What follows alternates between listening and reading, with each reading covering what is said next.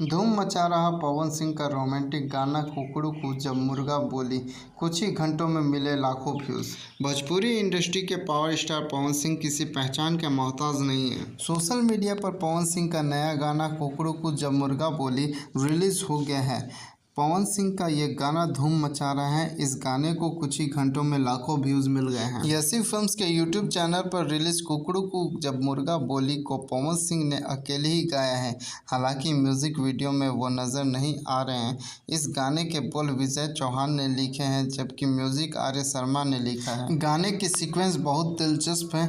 एक हसीना रात के वक्त अपने सैया जी से वीडियो कॉल पर बात कर रही है।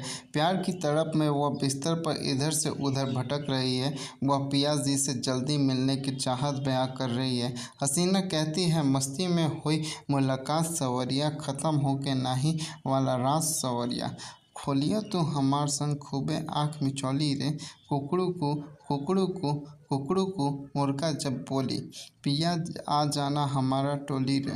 इसमें कोई दो राय नहीं है। यह मज़ेदार गाना है और इसका म्यूज़िक भी सुनने में मदमस्त कर देने वाला है। खासकर आज के दौर के युवाओं को यह बहुत पसंद आएगी, जो प्रेमी प्रेमिका संग वीडियो कॉल पर घंटों वक्त बिताते हैं। दोस्तों, अगर मेरा ये वीडियो आप लोगों को अच्छा लगा हो तो लाइक शेयर एंड कॉमेंट जरूर करें और इस तरीके के वीडियो को देखने के लिए हमारे चैनल फिल्मी अड्डा को सब्सक्राइब करें।